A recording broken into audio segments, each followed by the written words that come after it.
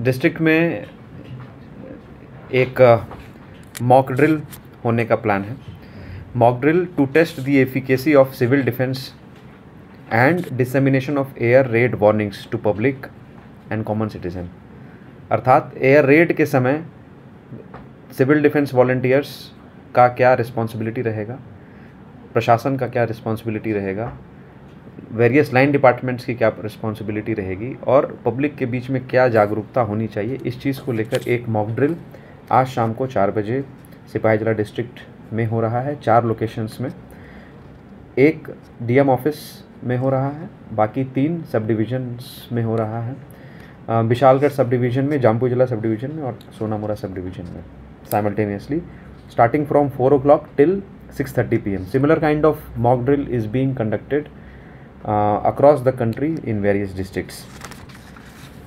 इसमें पार्टिसिपेशन होगा civil defence volunteers का, आपदा मित्र, NCC, NSS, Bharat scouts and guides, community volunteers, Indian Red Cross society, officials, SDRF, NDRF, fire and emergency service, police department, power department, central paramilitary forces, army और control rooms का भी इसमें mock drill होगा कि किस प्रकार से इंफॉर्मेशन एक जगह से दूसरी जगह तक डिसेमिनेट करना है, इसका भी मॉक ड्रिल होगा।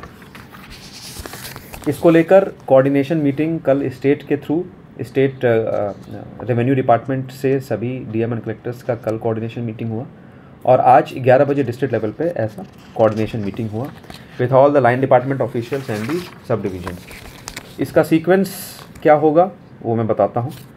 शाम को 4 बजे एक वार्निंग रिसीव होगी स्टेट इमरजेंसी ऑपरेशन सेंटर से, डिस्ट्रिक्ट इमरजेंसी ऑपरेशन सेंटर और डिस्ट्रिक्ट इमरजेंसी ऑपरेशन सेंटर से वो डिफरेंट कंट्रोल रूम्स, सभी सब डिवीज़न में हमारे कंट्रोल रूम है, वहाँ पे इंफॉर्मेशन जाएगा। और साथ ही साथ में जो डिस्ट्रिक्ट लेवल ऑफिशियल्स हैं वेरियस लाइन डिपार्टमेंट्स के, health department, power department, police department, fire and emergency services, उनको ये इन्फॉर्मेशन जाएगा और इन्फॉर्मेशन के अनुसार 2 मिनट तक एक रेड वार्निंग होती है जिसको एक्शन वार्निंग बोलते हैं। 2 मिनट तक ये सायरन के माध्यम से, जहाँ पे सायरन नहीं है वहाँ पे फायर ब्रिगेड के फायर टेंडर के माध्यम से 2 मिनट तक सायरन बजेगा, रेड सिग्नल होगा जिसमें। और उसके बाद से 4 बजे से लेकर 4:20 तक सभी पब्लिक लोगों से ड्रिल के माध्यम से उनको बताया जाएगा कि किस प्रकार से उनको सेफ लोकेशंस में अपने आप को रखना है in case of any air Reds. 4:20 पे ग्रीन सिग्नल दिया जाएगा सायरन के माध्यम से और यदि सायरन नहीं है तो फिर फायर ब्रिगेड के टेंडर्स के माध्यम से। और ग्रीन सिग्नल मिलने के बाद, ग्रीन सिग्नल इसका मतलब है कि एयर रेड ख़त्म होगी। 4:20 से लेके 5:30 तक 70 मिनट तक सर्च एंड रेस्क्यू ऑपरेशंस होंगे जिसमें जो लोग चोटिल हुए हैं उनको they will be referred to the nearest hospital for treatment. Fire fighting, local fire जहाँ भी होगा उसको कंट्रोल में किया जाएगा। Operation of relief camps, essential services का रिपेयर, पावर डिपार्टमेंट अपने लाइंस की रिपेयर करेगी, पीडब्ल्यूडी अपने रोड्स का रिपेयर करेगा, आरडी डिपार्टमेंट अपने रोड्स का रिपेयर करेगा।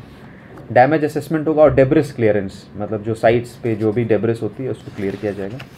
उसके बाद 5:30 बजे फिर से एक क्रैश ब्लैकआउट होगा। क्रैश ब्लैकआउट के समय पावर डिपार्टमेंट 5:30 से लेके 5:40 तक जितने भी पावर सप्लाईज हैं उनको कट करेगा as a part of mock drill, except for the emergency services like the health services.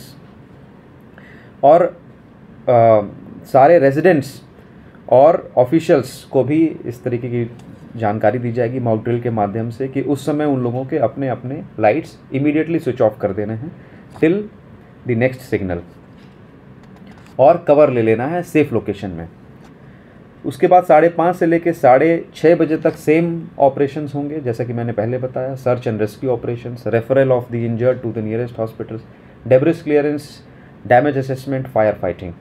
और 6:30 बजे फिर से एक डी ब्रीफिंग होगी डिस्ट्रिक्ट लेवल पे और उसके बाद एक मीडिया ब्रीफिंग होगी।